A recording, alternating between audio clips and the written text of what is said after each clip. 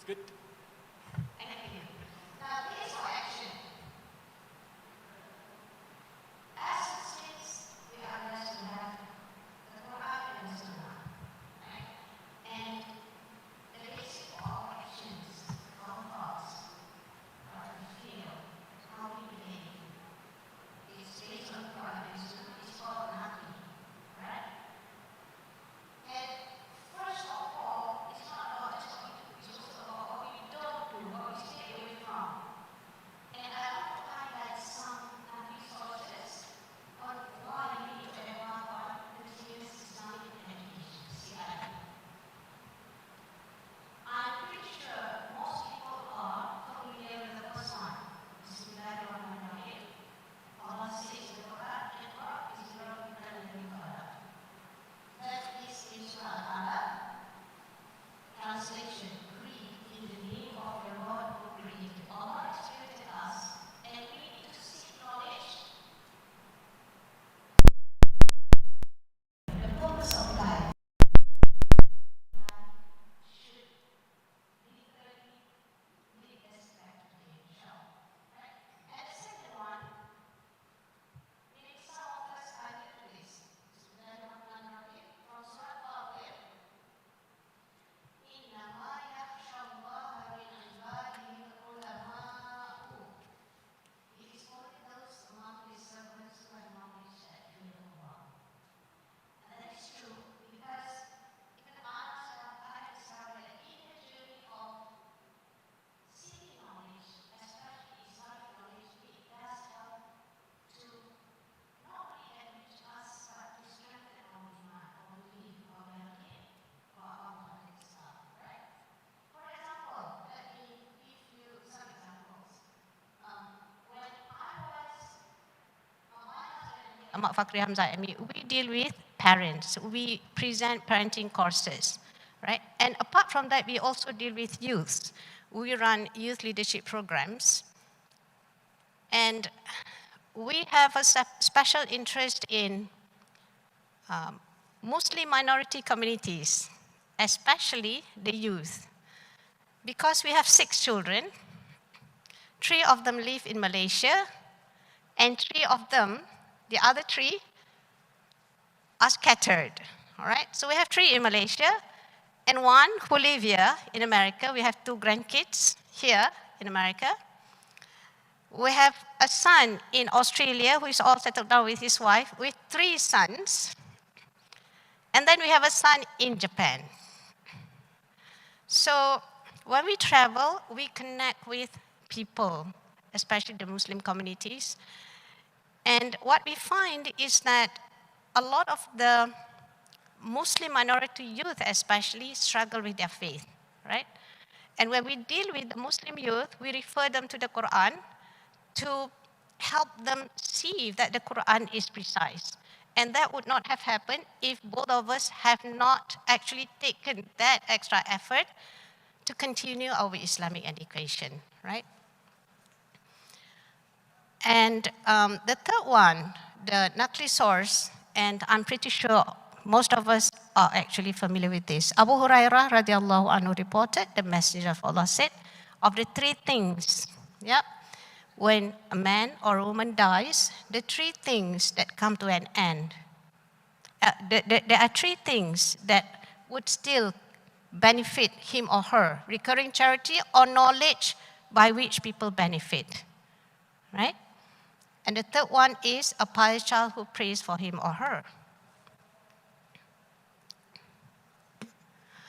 Now, I need to mention this, especially for those of us who came from Southeast Asia. This is a very important part, or a very significant influence upon our education system, because what I've experienced personally, and we are still struggling actually today in the colonized parts of the world, in Malaysia, in Singapore, Indonesia, and such, what happened is that education is supposed to be holistic. Islamic education is supposed to be holistic, and by right there is no distinction between what is secular and what is so-called Islamic. It should be integrated, holistic, right? Everything that we learn, by right, ideally should lead us to the Tawheed, to the oneness of God. But that's not happening today, actually. I myself grew up with two schools. One is called the National School, Sekolah Kebangsaan. And then because I grew up in Johor, the southern part of Malaysia, after that, after I finished the Sekolah Kebangsaan National School, I went to the religious school, right? So it's not like one way. And what happened is that increasingly over time, knowledge and practice about Islam became very diluted, all right? And particularly when you got a situation where Islamic education in a lot of families were not something that was treasured. And usually, those students who went to religious schools, Islamic schools, were not really the smart ones, right? So the smart ones will go to engineering, mathematics, the science and the maths, right? And those who struggle with this Islamic education, deemed not as the smart ones, would go to the religious schools. By right, it should not be that way, all right? So that is one issue, the legacy of colonialism, right? So the dunyawi is separated from the ukhrawi, and it is, it's passed down from generation to generation. When I remember reading the history books when I was in secondary school, and the word rebel was actually referring to the very people who was trying to free us from the colonials. I don't know whether you had the same experience, yeah? If you ever studied in Malaysia or Indonesia. But now, of course, things are looking up, different, and now people are into establishing integrated schools, right? There is this Islamic revival. And because of this ukhrawi and dunyawi, there is a lot of fragile Muslim identity. It's not just amongst the youth, it's also as well among the adults.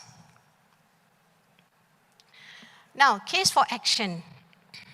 How many of you here are actually doing some kind of Islamic education, actually?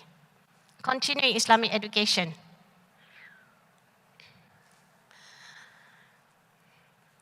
Whatever you do, I hope you agree with me that it's nothing with personal glory, all right? It's not because, especially if you do postgraduate, master's or doctorate, it's not because we want people to call us doctor something, all right? I have this conversation with my children when I used to send them to school. I would tell them, when we reach the school, password. And they would say, ikhlas and outstanding. And why is that? I tell them, everything that you do, you have to be sincere for the sake of Allah subhanahu wa ta'ala. If you are not sincere, you're not going to get anything. Maybe you will get some kind of rewards in this world, but akhirah, you will not get anything. So sincerity, ikhlas is very important for us, all right? And I'm sure all of you, brothers and sisters, know about this already, but it's a good reminder for us. The other one is being outstanding. So outstanding because we all have our own gifts, and inshallah, if we really pursue with all our hearts and minds, even continuing Islamic education, inshallah, we can be outstanding in what we do, right? So it's in us. That's a gift for everybody. Maybe we can get some economic rewards, and that's okay, right? Maybe because of your position in university and whatnot, run courses, but satisfaction, all right, inshallah, you will get some satisfaction upon completion of the degree or the certificate and whatnot, knowing that you understand some topics better. Contribution to knowledge base. Now, I want to say something about this. What do you do actually with whatever knowledge you have gained? Maybe this is something that you need to think up front before you delve into something, because this is going to, when you continue Islamic education, sometimes you will hit bumps along the road, right? Trying to understand something that you were not used before, it might not be that easy. And that is when you might easily give up, right? So it has to be clear on your mind why you are continuing that Islamic education. And this, I urge you, is one of the biggest reasons why we need to continue our Islamic education. More on that later.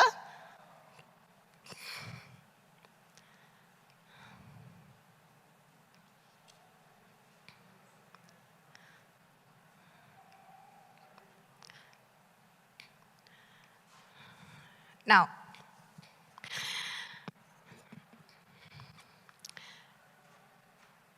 I want to share with you a case study of continuing Islamic education, a study that I did.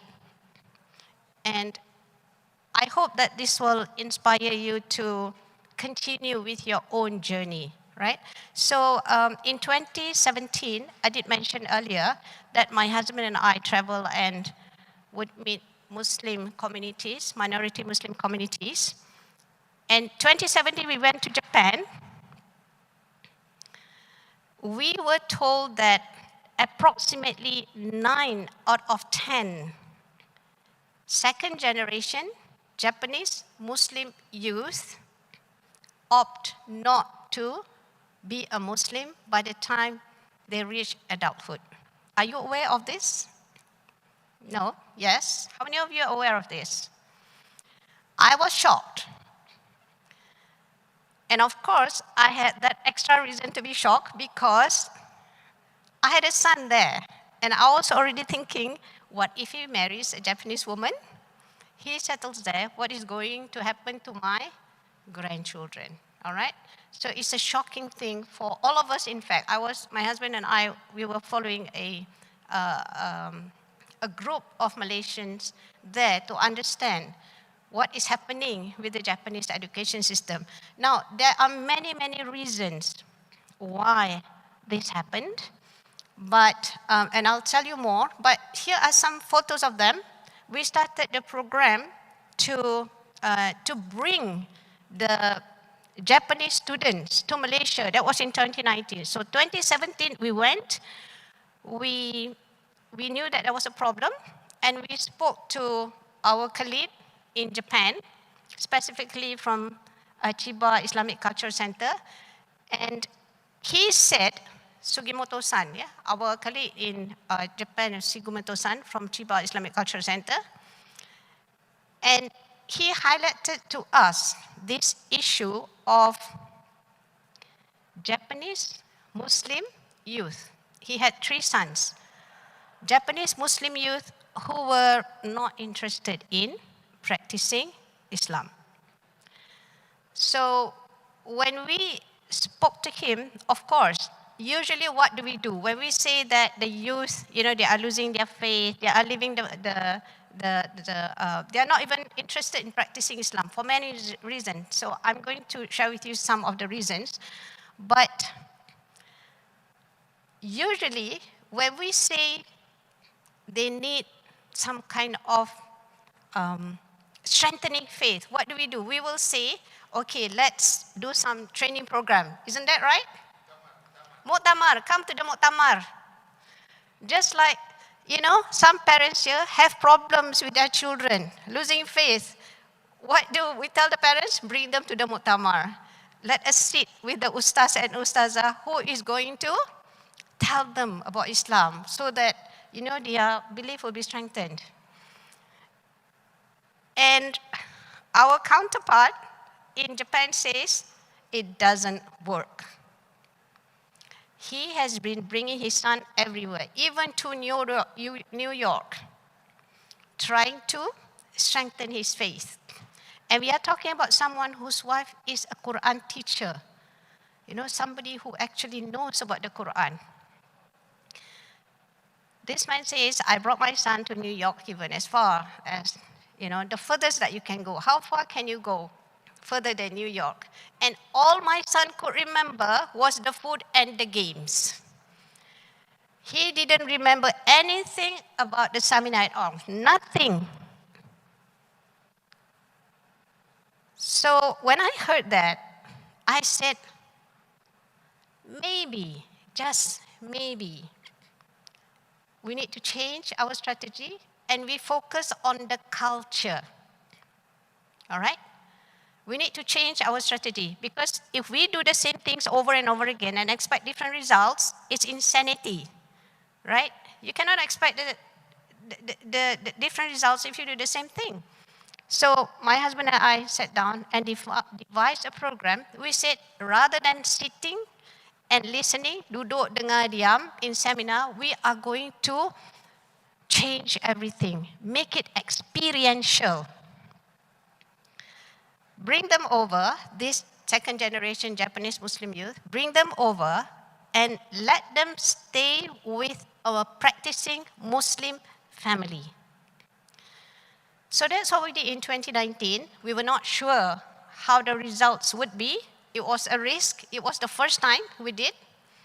We found some friends whom we know personally, very good families, all right? You see, what we had in mind was that it was not just about those 8 days. We wanted them to begin a lifelong relationship with these families. And we wanted them to consider exploring Islamic studies and other forms of studies in Malaysia, right? So 1 year after the program, I followed up with the parents of these students, not all of them. I was not in contact with all of them. One mother said that after the program, his son, at that time was 16 years old, his son was struggling with Islam, right? But after the completion of the program, he went back and he started his own YouTube channel on Islam, and now he's in. I have already written several books. Why did I struggle so much with writing of this? Dreamt of.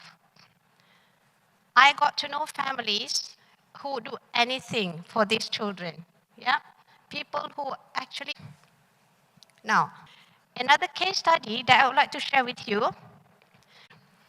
The reason why I started it was because my husband and I, like I mentioned, we have children in Muslim minority communities. And one of the issues that we are facing is about gender, all right? LGBT. And so far, I have found this course to be very, very enlightening. Very enlightening. And let me tell you why.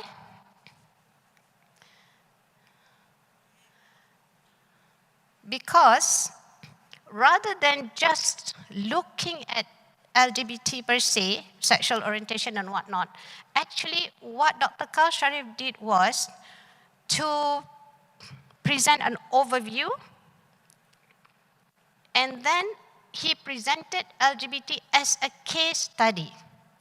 Basically, what he's saying is that with this Islamic worldview thing, this is the strategy that we need to actually answer all these, because this question of sexual orientation, it's not going to be the last thing we hear. There will be other things, all right? So how do we deal with that? So when I attended this course, I learned so many things, so many terms that I was not familiar with. Epistemology, what is knowledge? How do we acquire it, all right?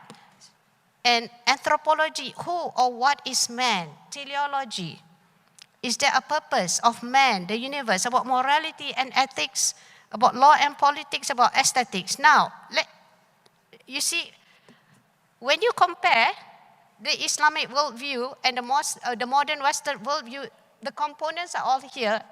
It's not going to be the same. And this is something we need to keep in mind. How do we pass this on? Through the continuing Islamic education. Continuing Islamic education is supposed to enrich us.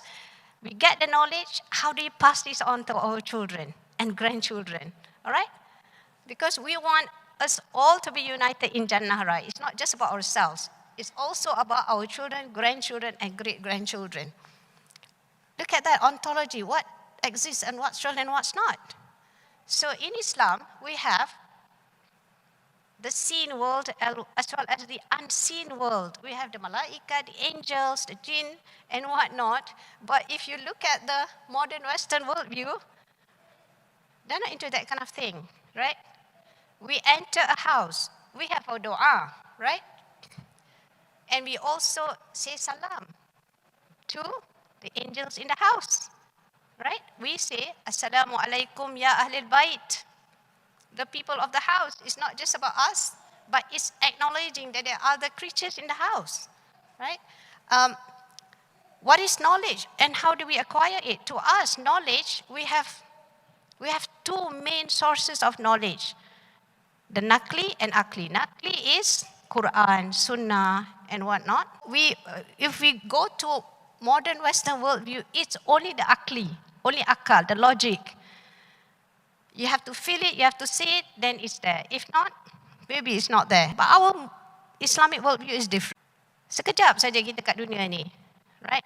I met a sister in UK. I wouldn't say shocking, because as I studied here, so I've seen quite a lot of things. But now I read things that I wouldn't have imagined reading 40 years ago when I was studying here, right? So because it doesn't matter if it's 3 adults who want to go to bed with each other at a time, or even 4 or 5 or 6, 7, as long as there is consent. All right? So I was like, okay, this is what happens when everything is here, akli. It's always about logic. As long as everybody agrees to it, then why not? Just do whatever, you know? But when you go to the Islamic worldview, it's different. You can only have sexual relations between a man and a woman. All right? That is the halal, as a man and a wife, but nothing else. Okay? So we need to be clear on that.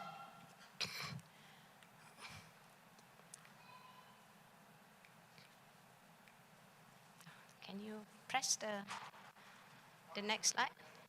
Oh, okay. The next one. Okay, so we have formal and informal.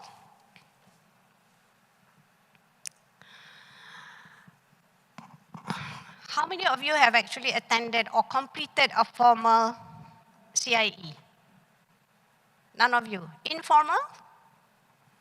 Yeah, a lot of us have actually. It makes sense because for informal CIE, you wouldn't have the pressure of exams, right? But beyond that, you know, there is always that sense of satisfaction, regardless of whether you are sitting for the exams or not. I have benefited a lot from informal CIEs. One of the motivation for me to actually go through the informal CIEs was because my kids, again, you know, you have to find the meaning when you want to do something. They went to international schools which did not have Islamic studies once upon a time. So I had to find other alternatives, right? And there are a lot actually. This is one of the gifts of COVID. I hope you agree with me. Never before COVID, pre-COVID, we never thought that we could actually learn a lot of things online. But now it is possible, right? So many CIEs are actually made available online, accessible and free. The International Islamic IIT, triple IT, this is based in Malaysia. They have a lot of courses, online courses. You just have to type IIT online. It's all recorded there. Banyak sangat. Maqasid Syariah. In YouTube, yes, in YouTube. You could go for Islamic workshops, Islamic finance, or halal investing, language learning. I have attended Sibawi together with my husband and children, as well as Bayina, right? And it has helped us tremendously. This is one of the issues with us who did not actually go through the Islamic education per se, proper, you know? And when we read the Quran, this is a lot of confusion. The root of the confusion, not understanding that the Arabic Quran is different from English.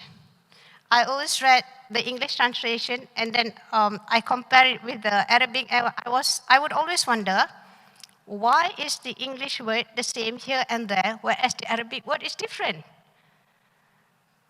You know, the structure is different. And when you start studying Arabic Quran, you realize what a rich, rich language it is. So different. So if you haven't studied it, I urge you to do that. Yeah? And today what I do is that I use Quran word by word. There is a mobile app. You press on any word and then it will pop up all sorts of information, the root word and the grammar and whatnot. And then I compare it with printed Quran, as well as the tafsir. It's really mind-boggling, okay?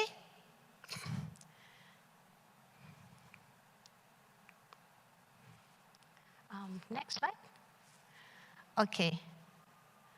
So the local mosque program, there won't be time to cover everything, informal. There are a lot of informal local mosque program. For instance, in Brunei, where I went together with Ahmad previously, we ran a program, a parenting program, together with the youth. Yeah, so you can also find these sort of programs. Islamic reading groups by Tariq Ramadan, Night, Sacred Knowledge, Retreat. There is a lot. I would say today we are spoiled for choice. Okay, next slide, please. Next slide. Challenges and solutions. Next slide, please. Finding the meaning and purpose. To me, this is number one. You have to be clear why you're doing it and for what purpose. Of course, we are always trying to seek the pleasure of Allah. That's the ultimate thing, right? Our dream. And apart from that, how does it benefit the Ummah? Whenever I say the Ummah, think about our children and grandchildren and the community, as well as the non-Muslim community. Resources, time, money, energy, right? You have to commit. If not, you will not be able to learn anything. And ensuring outcomes. Postgrad already said that supportive supervisor is very critical. I myself almost gave up my studies quite a few times, but alhamdulillah, I was really blessed to have. It could be formal, but you decide what works for your family, what works regarding the resources that you have, and make your best decision. Q&A? Right. So shall I pass it on to you for any questions? Thank you very much. Any questions? In English or Indonesian, Malay, whichever is comfortable.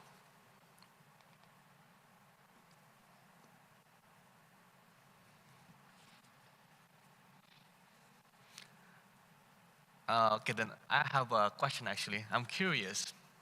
So let's say I get married, and then what should I prepare for educating my children for, so that they can grow in an Islamic, tradition? Oh, Islamic tradition. This is about parenting, actually. This is about parenting. Okay. The question is, what do I do to make them, make them develop and raise them in an Islamic environment? Yeah, before you get married. Of course, it starts with finding the right spouse. You know, it has to start in that way, right? You have to find someone who is already sharing that value that you are going to live based on the deen.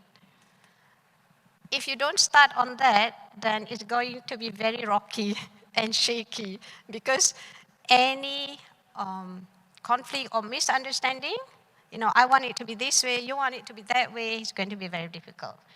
All right? But after that, once you have children, actually, again, the best resources is based on the Prophet's way of raising children, right? The Prophet was gentle. He had positive engagement with children and with youth on his time. So that's the nakli, right? And the akli is that when we look at the psychology, the research, the reason, it perfectly fits with what the Prophet did. It's always about positive engagement, how you engage with them. 3 elements, 3 components: what you say, what comes out from your mouth, your facial expressions, your body language, as well as your touch, right? I was in the UK recently, and we were blessed to meet this therapist whose clients consisted of youth. And he said, of course, there were issues among the non-Muslim community, but those issues actually are quite similar to the Muslim community. In what sense?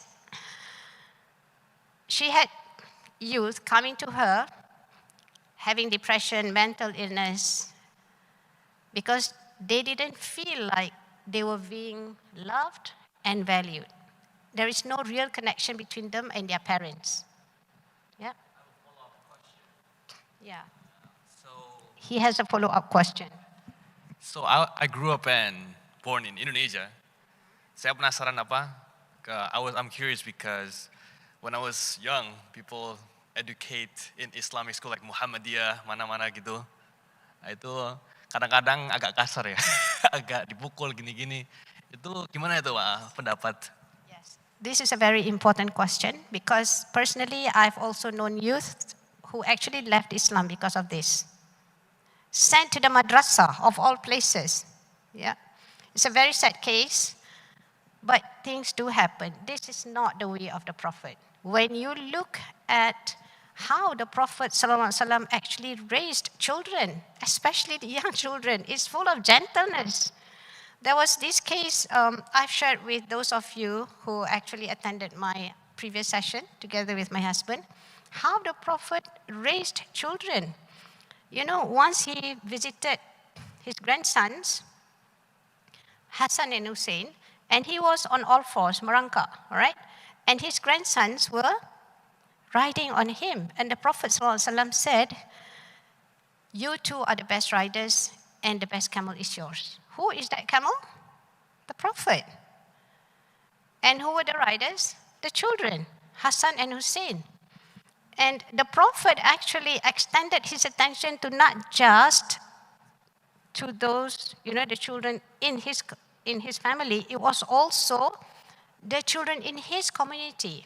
So once the Prophet was reported as spending time with 3 boys, Abdullah, Ubaidullah, and Qutair.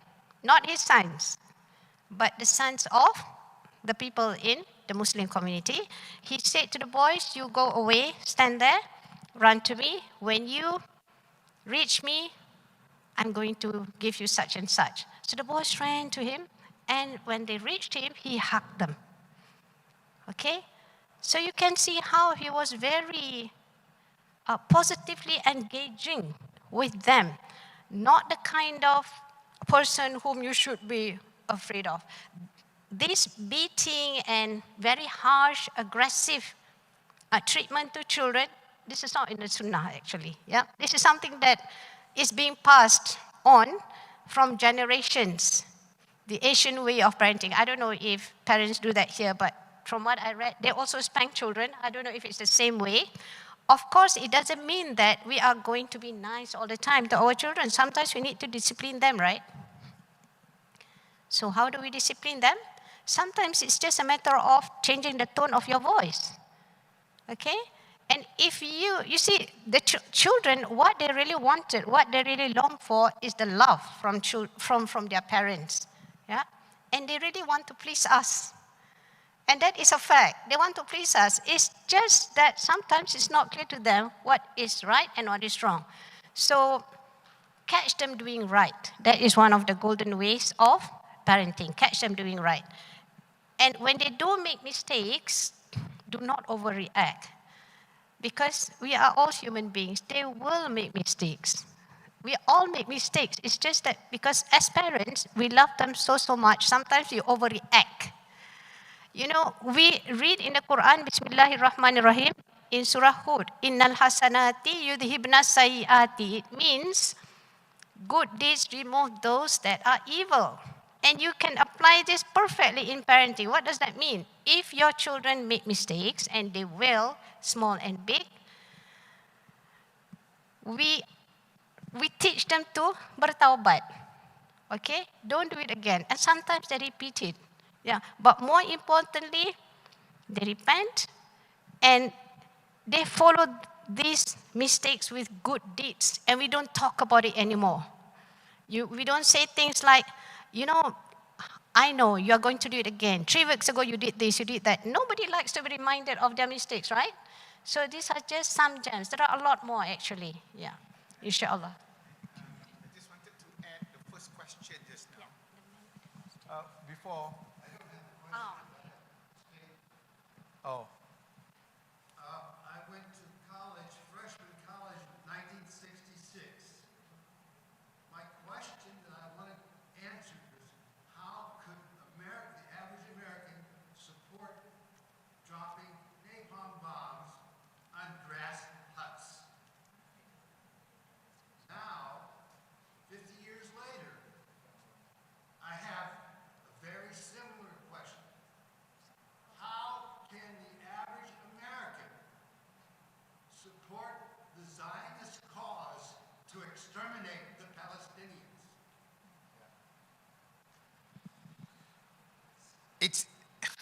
It's a deep thought, and you have to have your conscience to respond. What is it, depending on how you have been growing up, how you have raised, and your mindset then. It's not an easy way, but it seems that humanity have not learned the past. But what I wanted to respond is to his question. Yeah, his question about what does we, the elders, the parents, the educators, and teachers needs to equip ourselves for the sake of our younger generation. We learn from one of our guru, Sheikh Yawar Beg. He talks about what he said as an integrated Islamic knowledge approach. Now, we all agree the premise that most of us do not learn in Islamic integrated environment. We go to school, we learn the subject on the vertical basis, which means a teacher will teach you mathematics and drill down all the way, vertically. Biology, physics, chemistry, history, geography, environment, all the political science, all vertically. Am I agreed or not? And you did that from your elementary to high school to university as you delve deeper and deeper. Ask the question, who now connects the knowledge horizontally? Who would be then to tell the youngsters that how these different aspects of knowledge are connected? So the Sheikh give us the hint, give us the way, how do you apply it as parents or teachers? He said, use the Quran as the theme. There are themes in the Quran where you can use and apply so that you can see and the children see the beauty of how the knowledge is integrated. Take river as an example. Take river as an example. Is it mentioned in the Quran? Where do you find it commonly mentioned? The description of Jannah, min tahtihal anhar. And there is a flow of rivers so rivers are now being described in the Quran. River also been mentioned in the hadith of the Prophet when you taking your wudu, so that you do not make wastage, mubazir. And then in mathematics, what river talks about the flow of the river water. Water talks about the history of how countries are being developed. Rome and Kuala Lumpur are because of rivers. Rivers talks about how political are being divided. River talks about flora and fauna, animals in under the water. River talks about geography. All those elements in